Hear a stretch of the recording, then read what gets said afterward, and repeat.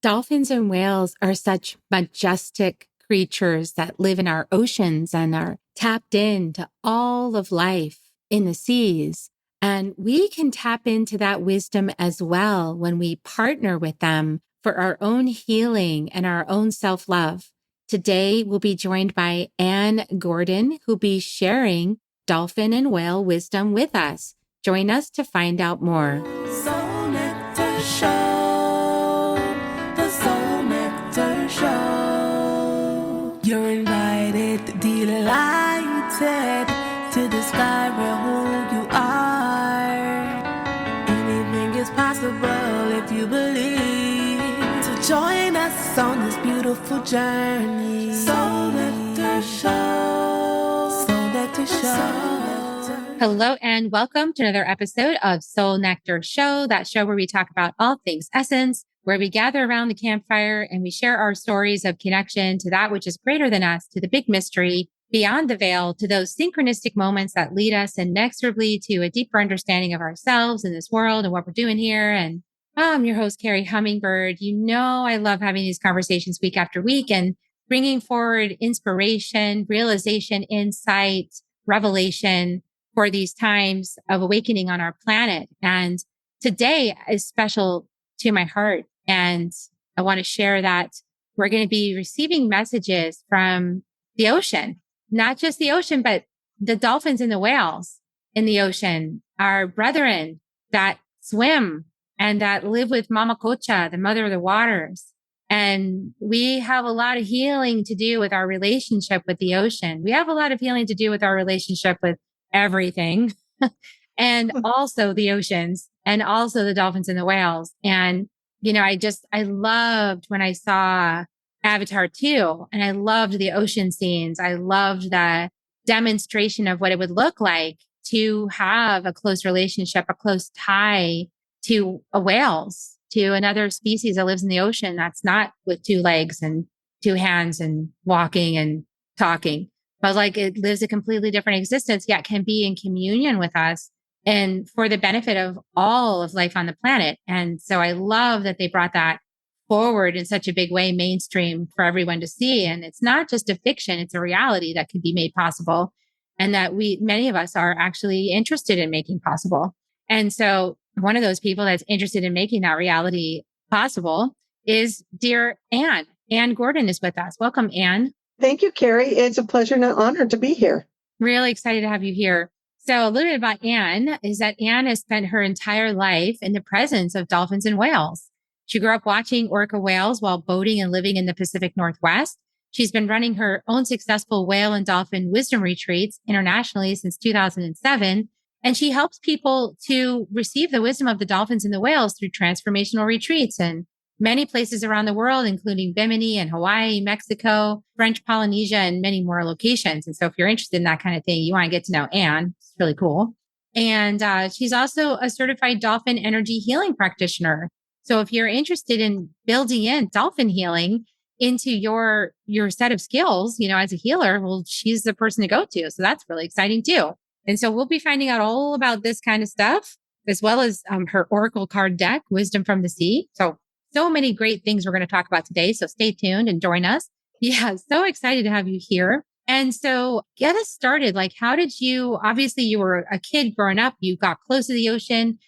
Dolphins and whales just became part of your reality. So bring us into your world, because not all of us have had that experience. You know, some of us live on the inland. Some of us I've seen a whale. It was really cool. You know, I've seen dolphins, but some of us have never seen that. And so bring us into your world, Anne. Tell us how you got started.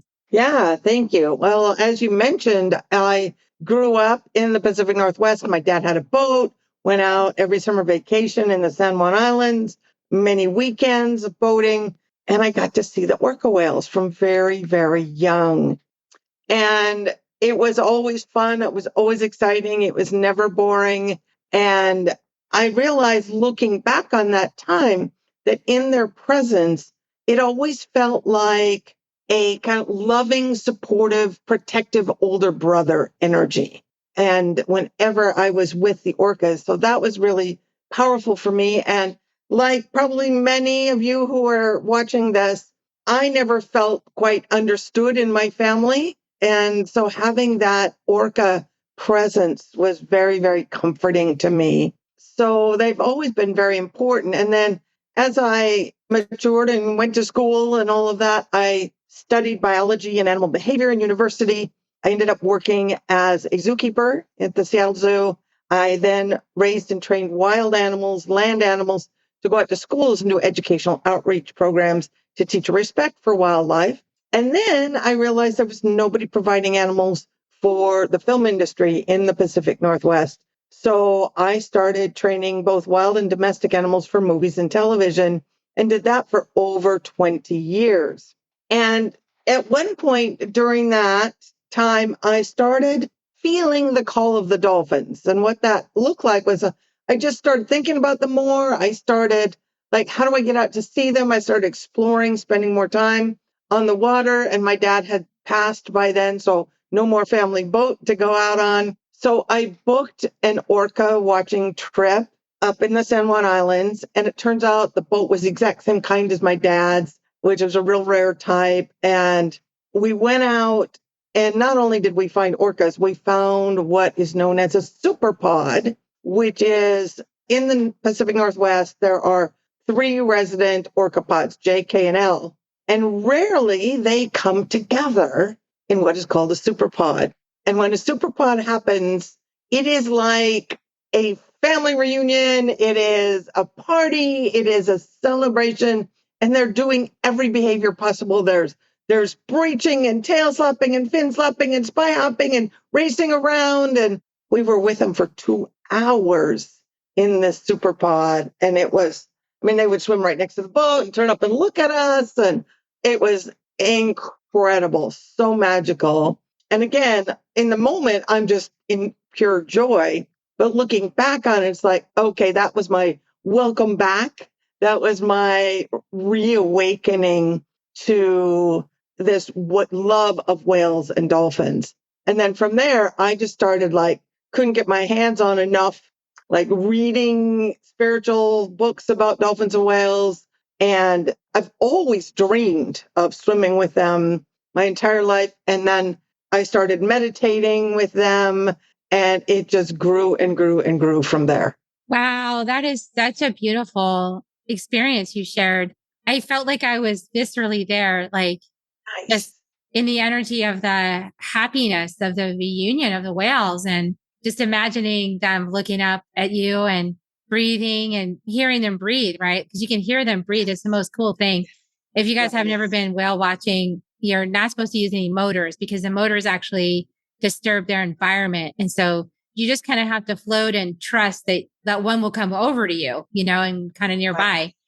And we had that happen. We were on what the kind of boat, catamaran with the net in the middle. My little son was on the net with me. He's 1 year old and I'm holding him.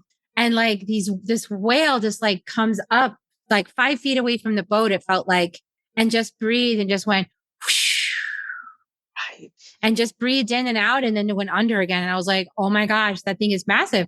That's amazing. And the intelligence and the sensitivity of the animals is also really powerful.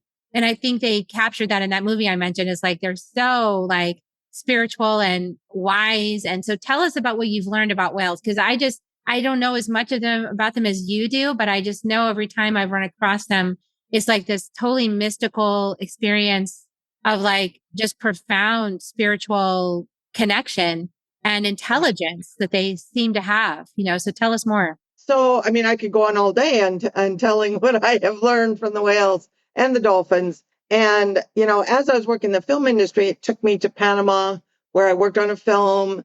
An amazing young man from the jungle who I ended up marrying moved to Panama.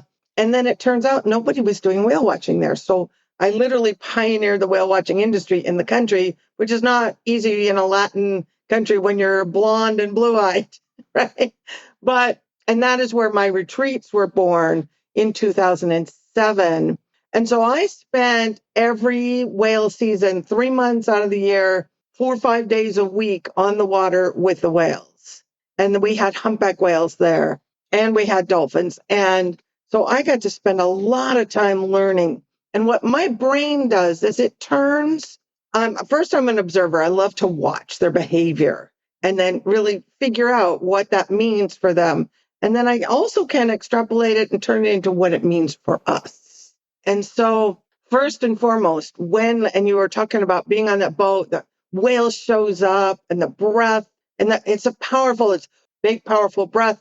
And then the inhale, right? A big, powerful breath. And then what I've realized is that when there's a dolphin or whale in front of your boat, it is impossible to think about anything else. And we humans are really bad about living in the worries and expectations of tomorrow and the regrets and mistakes from the past. But when we're in the present moment that the whale and dolphin brings to us, it really is a gift. Because what I have noticed is that, especially with the dolphins, it's so funny. It's like you gave everybody a happy, silly pill. They start getting really silly and playful and burst into songs like goofy 60s TV theme songs just to express their joy. It's so fun to watch. And then I've also discovered that being with the whales, it beautifully, gently releases what no longer serves. And to me, I like to say that when you're like on a retreat with the whales or the dolphins, there is no traumatic breakdown that needs to happen to have that powerful breakthrough. Even if you don't even know you're looking for something, it will come through and the whales and the dolphins will work their magic. Now, one of the other things I've learned is that we humans, when we're faced with a challenge, what do? We resist, we avoid, we shut down, we contract, we go into fear mode. And the dolphins and the whales, I've seen this happen where when the ocean gets stormy and rough, they don't avoid it. I mean, obviously they have to keep breathing air, but they play with those giant waves. They literally know how to surf through the challenges, and they'll use the waves to propel them. They'll jump into those waves and use the force of the wave to propel them higher than they could go without that storm. And it's fascinating to watch because I've seen whales where it's on a calm, flat ocean day, and they're just quiet and resting. And then all of a sudden, this big storm whips up. One day we were out, and then we got these 40-knot winds just boom out of nowhere. And all the whales, they just start breaching and breaching and breaching. It was amazing. So how can we as humans learn to play with the energy of challenge? How can we surf and ride that wave to bring us somewhere we've never been before? It's a whole new way of thinking about a challenge.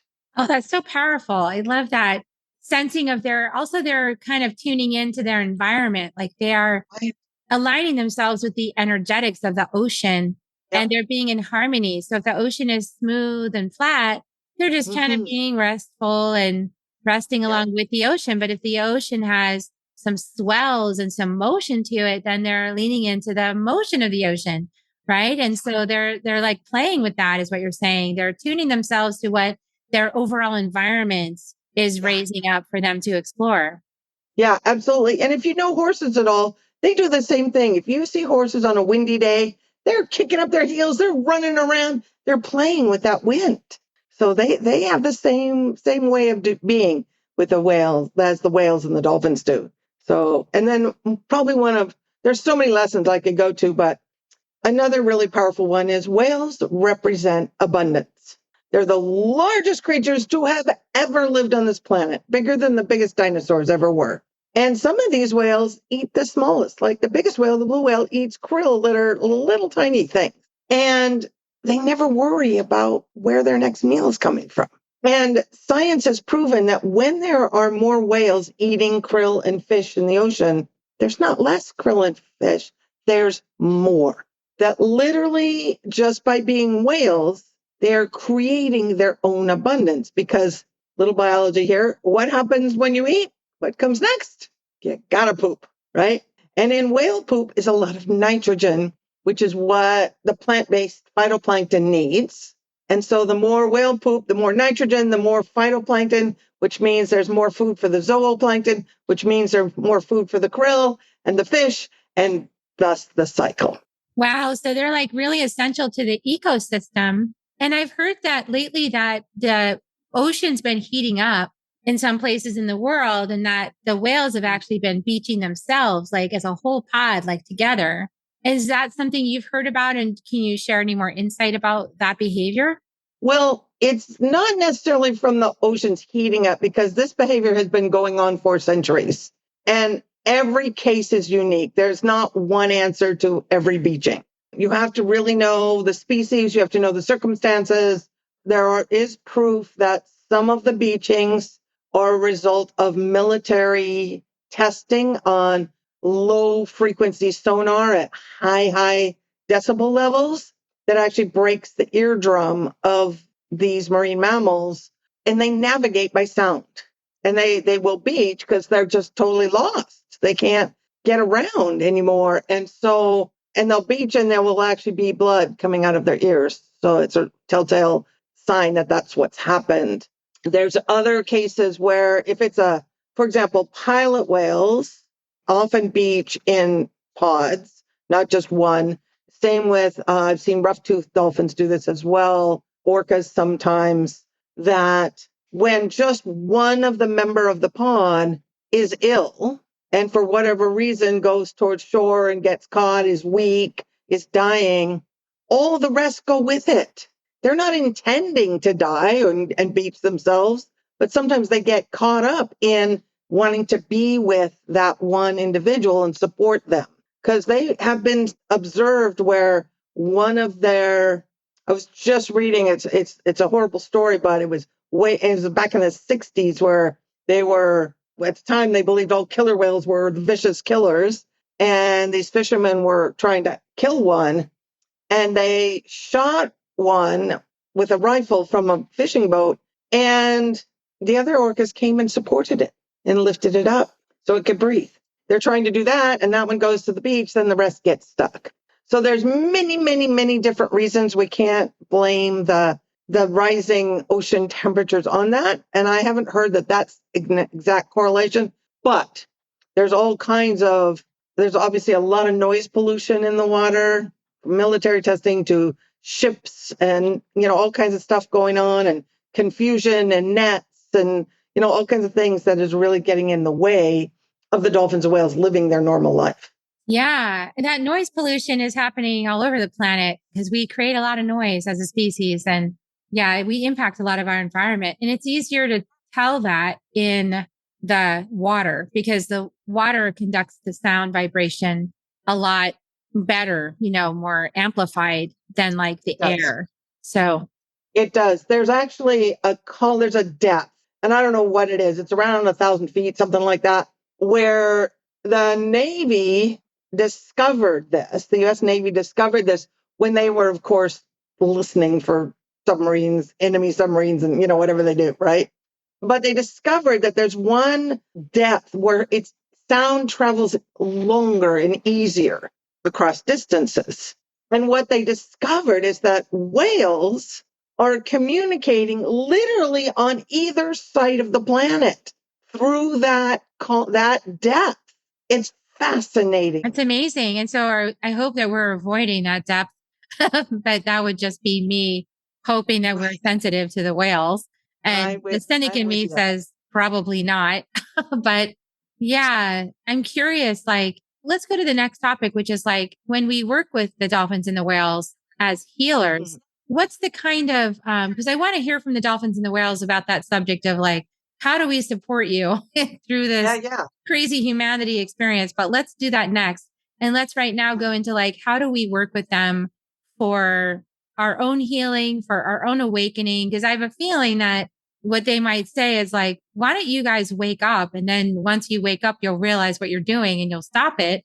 But that's kind of just my human brain saying that. So when we work with the dolphins and the whales, what's some of the medicine that we can receive as receivers of the medicine? Yeah, and you're not far off. So dolphins and whales have been on this planet for about 40 million years in their current form. We humans have been here about 250,000, so a mere blip in comparison. So the way they look at our species, because I often get asked, how come the whales aren't angry at us? How come they're not taking revenge. Like people have thought that, like the orcas that are biting the rudders of the boats in off of the coast of Spain and Gibraltar, that it's all about revenge. Well, I've never met a whale and communicated with a whale or a dolphin that thinks that way. If you look at, which is a really hard movie to watch, but if you look at that movie, The Cove, that documentary, and it's all about in Taiji, Japan, where they hunt dolphins. What I noticed when I watched that, I mean, it's horrific to watch, but there's these Japanese fishermen, they're standing in the water, they're surrounded by dolphins that have been herded in by nets and boats, and they're killing them with knives. Not one dolphin fights back. And dolphins are a lot stronger than we humans are. And they could easily hurt us, even kill us. They have very sharp teeth, strong jaws. They don't.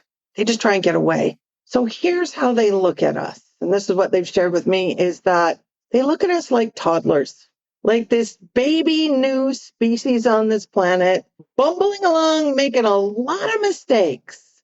But just like when a 2-year-old, has a temper tantrum or throws something that it shouldn't, we don't usually get mad at it because we know the 2-year-old hasn't got all the skills yet to figure life out. And so we use it as a lesson and we patiently teach them.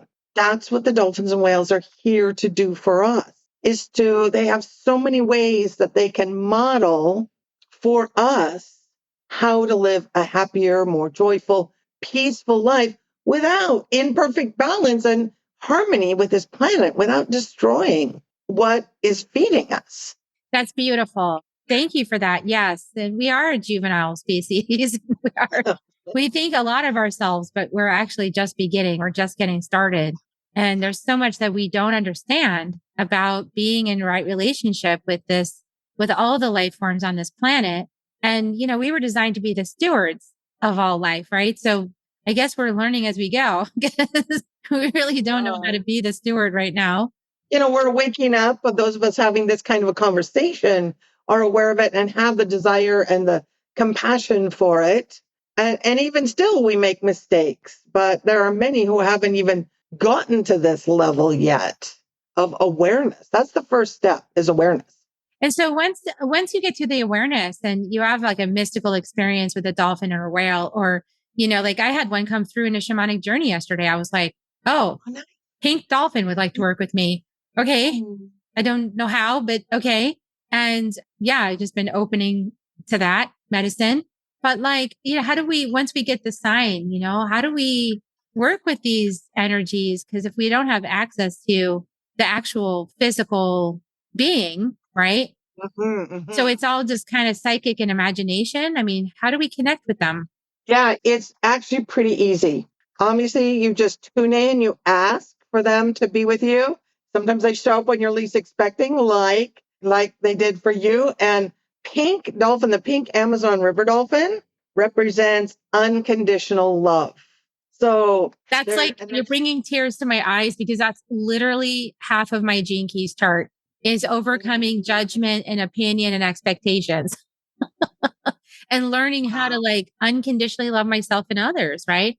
And also I go to the jungle a lot. So I'm going down there again in November. And so there's pink dolphins up and down the Amazon. Right. So like I'm getting ready to go back down there to Peru. And so, yeah, the pink dolphin, what a beautiful, thank you for that. And then how do you, because you have got that nice Oracle card deck you just pulled for us, but what else would you have to share?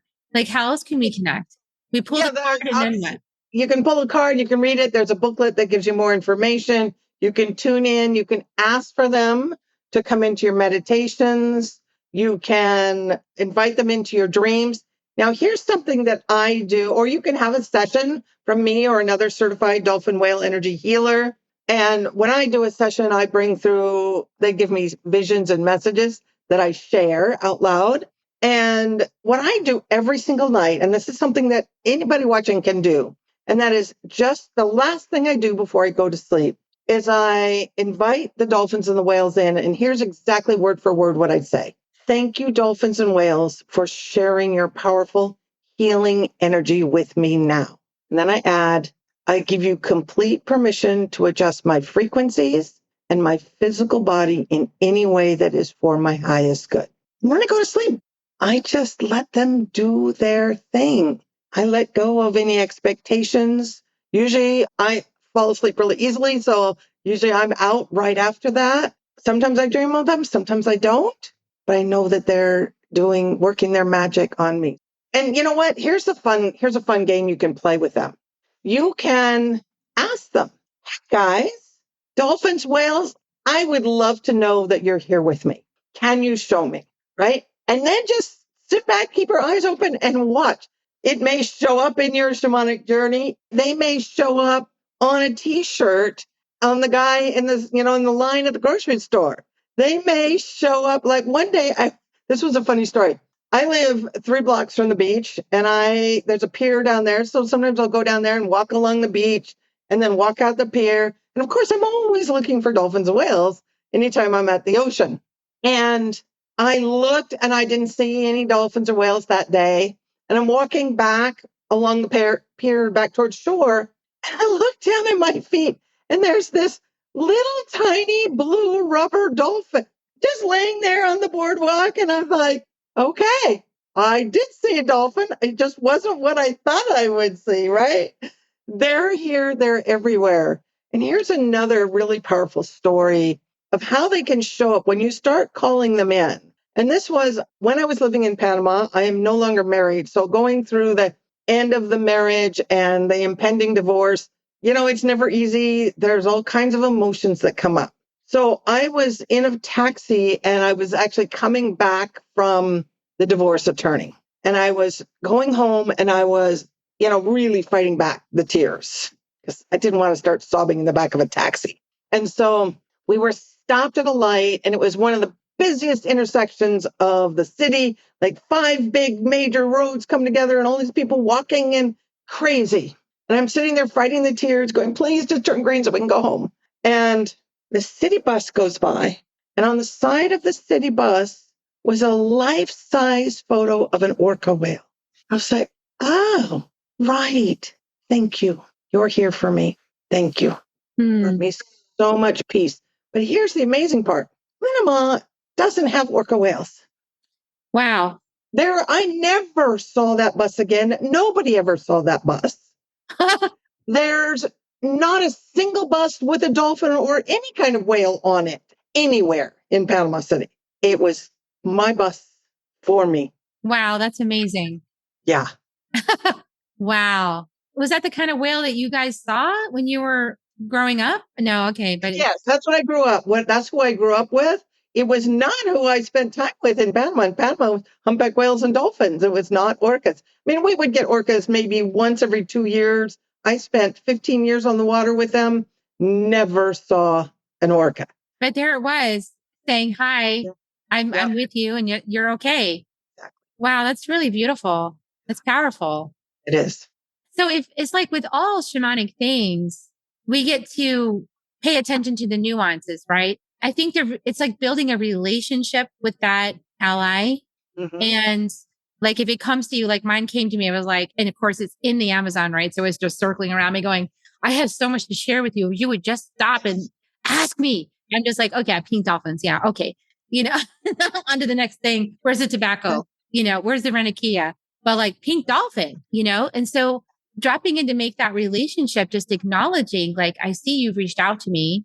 I see you're watching me. So what do I need to understand? Because I am in the middle of, just like you said, like sometimes it's really hard to let go of a dream or a connection, or, if anybody out there is resonating with your story of divorce, it's like, yeah, I went through a divorce as well. And it's really hard to let go of those expectations, right? Because I have children too. So I've been in that like letting go process for a while now.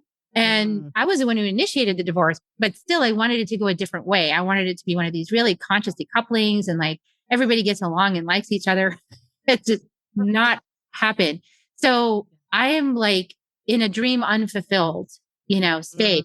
Mm-hmm. And how to move through that without the judgment and without the expectation and keeping my heart open, even though I'm being like shunned and rejected. That's really challenging for me. And so when you have these allies come forward, do they generally kind of chase after you because they have medicine for like exactly that thing? Is that kind of why they hunt you down? Yeah, it is. And it's perfect because, and that's exactly why the pink dolphin came to you, is that unconditional love is there is no such thing as expectation. There is no such thing as judgment. It just is pure love. And it's almost taking it to a step away from the human to the human. It's taking it from the soul to the soul, the heart to the heart, the core, right? Which is where we can connect with everybody, no matter who they are. And sometimes when I just led a class over the weekend, and we were talking about this, and forgiveness, the whole energy of forgiveness is huge. And the gray whales teach us forgiveness. And I'll share a little bit more about that in a minute, but they guide us to like, imagine somebody, and it could be somebody you don't know, like a politician or, some leader that you don't agree with. We have one of those in the United States right now. That's right. Without naming names and going into, politics, right? Some people would say we have two of those people right now we don't agree with. But yeah. Right. We all have somebody like that out there in the world that was like, well, wish they just go away. I don't. But if you imagine them as a hurt little child, 2, 3, 4 years old, clearly they're damaged. Clearly they were not loved the way they should be and supported. Otherwise, they wouldn't be so angry and hurtful. And so that if we can get to the point of ignoring who they are right now and finding that young little child who just wants to be loved and wasn't, that's a place we can find compassion. And that's where we can bring through that unconditional love. Because if you look at the politician who's doing these things that you're like horrified by, that's a really hard thing to ask yourself, right? It is, especially when it's about to impact your own life. It's like, Right. And then if you can take it even a step further, if you can get to that, then take it to the people that the people we do know and love that have hurt us or that are behaving badly or are, situations like divorce where people are hurt. So they lash out, right? If we look at the source of the pain and then practice unconditional love from that place, that's powerful. Now, and having no expectations for that unconditional love to be returned. No, that's the thing. There's you don't worry about that. It's not important. Reciprocity. Yeah. No, there's not. It's not like, well, I said I love you. How come you didn't say it back? It's not that at all, right? No, it's just like, it's like, I think for me, it's like making a choice. Yeah. To lift myself, right? It's a choice because I feel the pull of the shadow frequencies. I feel them. And then it's like, okay, they're still there. And I wake up and I say, is it still there? Yep. Still, dang it.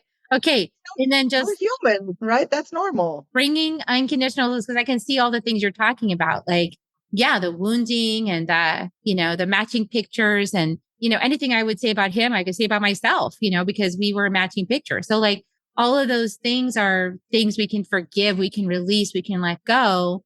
And it's also like, it's just kind of feels endless when there's like I guess it's just a devotional practice of unconditional love because nothing shifts. There's no shifting happening. So it's just like practicing unconditional love just because of practicing unconditional love and probably assuming nothing's going to change, but just keep practicing unconditional love just for the sake of practicing unconditional love. And then that's it. And just keep practicing it because the expectations pull back into like, exactly. Then you're like frustrated that there's nothing happening, and then there's disappointment and all those other feelings. Exactly. So let me give you an amazing example of forgiveness. So the gray whales, they go to 3 lagoons in Baja, Mexico to breed and give birth. In the 30s and 40s, the whalers discovered those lagoons. And when you are there, it is like whale soup. There's whales everywhere. And it's amazing to be there. But when the whalers discovered it was like super easy pickings for them. And so they almost wiped them out completely. And the gray whales were the only species of whale that actually fought back aggressively against the whalers. Every other species generally would just try and flee and get away. But the gray whales were aggressive. So they were called the devilfish by the whalers.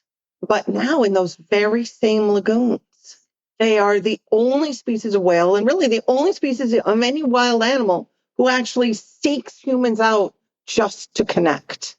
You may see monkeys in Bali and, in Indonesia, they don't care about people. They just want food. They just want something. They don't care about the connection. But the whales will swim right up to the boat, stick their head up and let you touch them, even kiss them and love on them. And they will even bring their newborn babies and push them up. I've had a mother whale, I go every year. I've had a mother whale literally bring us her baby. She goes over there and takes a nap, and we babysit for an hour. Wow. They have forgiven the human race for almost wiping them off the map. And some of the whales are old enough to remember the whaling. And they started this behavior with a local fisherman. It's nothing that we humans start. That's amazing. Yeah. That's powerful. Well, they put a boundary down. They said, you can't do this to us. Stop it. And Right. which we needed a boundary. I think that's also part of love.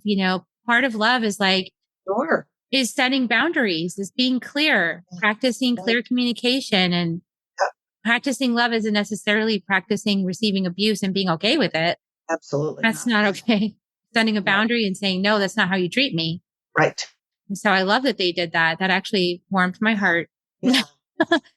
So in this last time we have, is there some message you want to just bring forward from the whales for our audience, for whoever's listening and is going to listen? And I can feel the energy already shifting. So I'm just going to let you be the mouthpiece for the whale. Right. I'm just going to tune in, close my eyes, bring them through. Greetings. We are thrilled and so deeply honored to be here with you today. We feel your passion. We feel your heart. You literally have the heart of a whale. And we also feel the burden that you carry. And we wish to literally float you up to the surface. That sometimes it may feel like you are drowning, that you are sinking amongst all that is going on in the world, and that it is up to you to fix. It is up to you to make a difference. And we are here to tell you that it is already done. You have already made a huge, powerful impact in the world.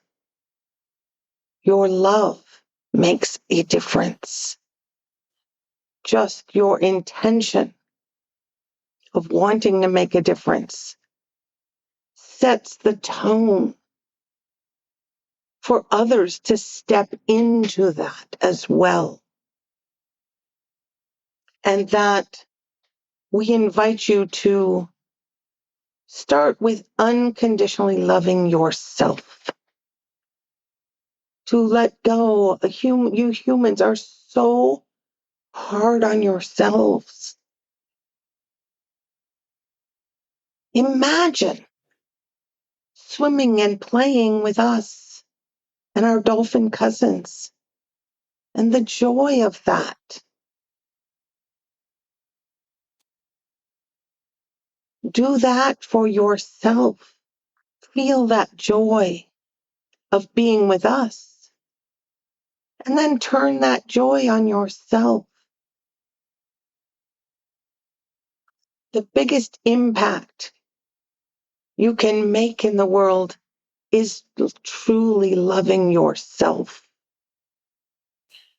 Coming to a place of deep peace within yourself.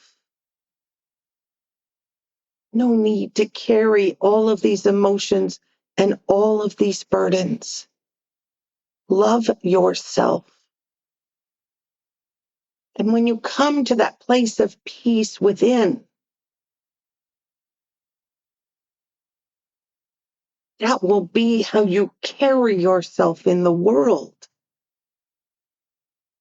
And that is how you will react from this place of love and peace, not from hurt, not from being weighed down from burdens. And from that peace and love, you will have limitless patience And that love inside you will just bubble out and be shared with the world. And it will make a difference. It will flow out like this gentle wave of love, spreading farther, touching everyone you come in contact with, from loved ones to friends to colleagues to somebody you pass on the sidewalk, on the street.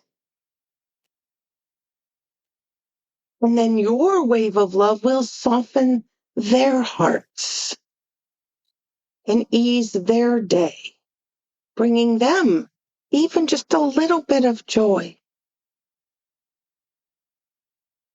And then they will interact with others in a more joyful, peaceful way. And it will continue on around the world. So our best advice to you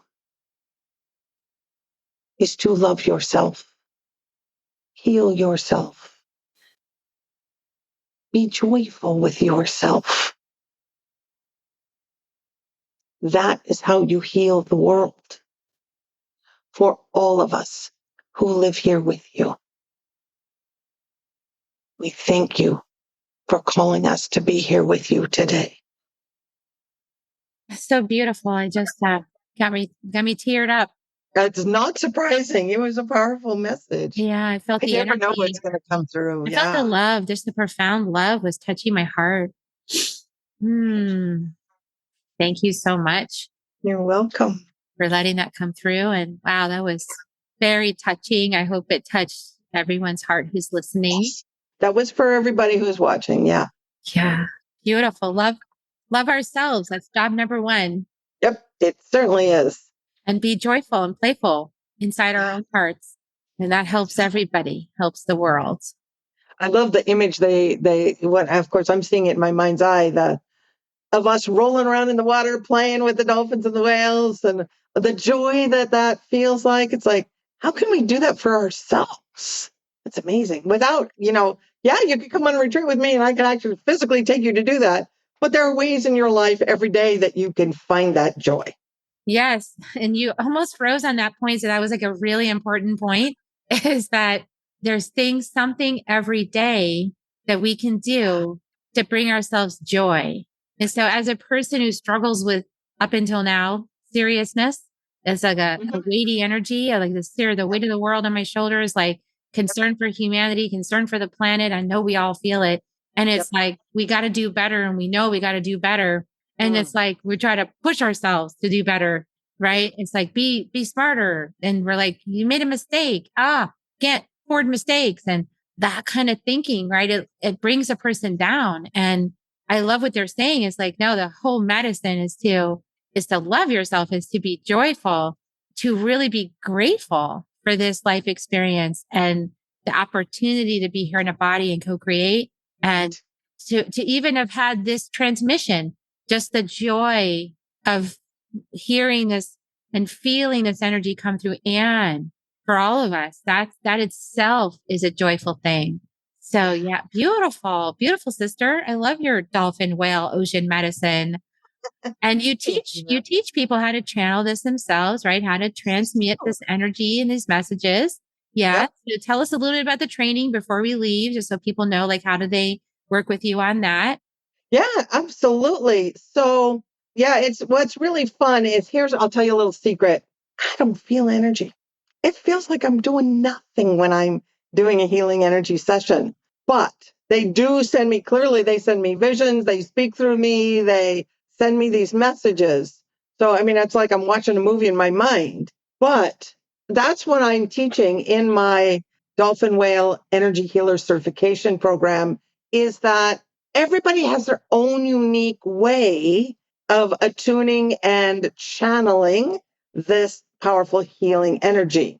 So if you don't have visions and messages, perfect. If you don't feel energy, perfect. There's always a way. And all we have to do, it's really quite simple, is I just imagine myself like I'm a straw. I'm a conduit. I ask the dolphins and whales to send their powerful healing energy through me to my client. And then I just envision myself stepping aside and just letting it pour through and trusting. That's sometimes the hardest part, is just trusting. And the fun part is, in this program, we do a lot of practice. Every call we practice.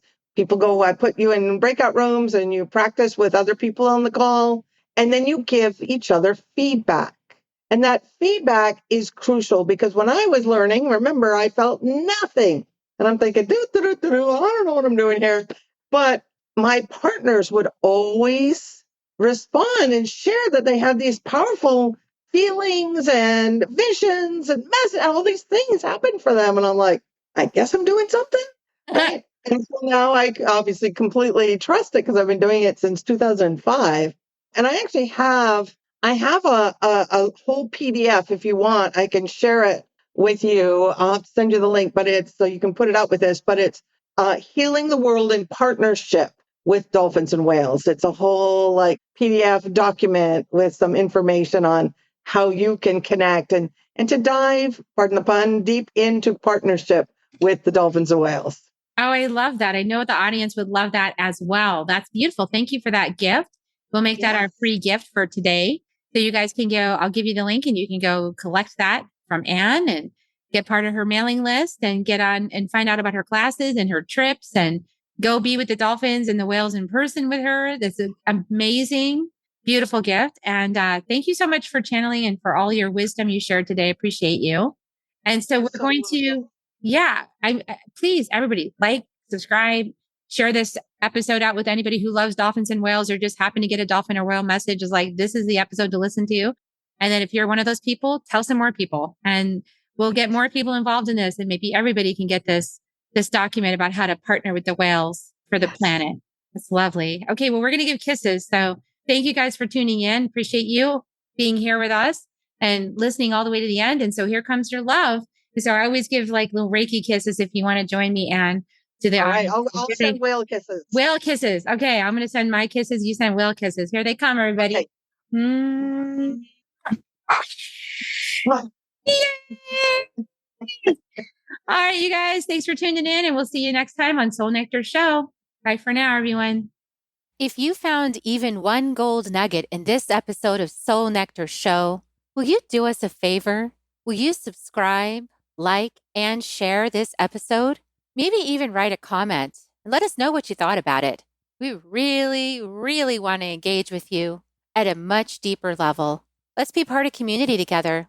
Have a great week, everyone. Bye for now. To dive in deeper to nourishing conversation, visit soulnectar.show. Soul Nectar Show. Awaken the show. Take a sip from the drip of nectar, from the source of who you are.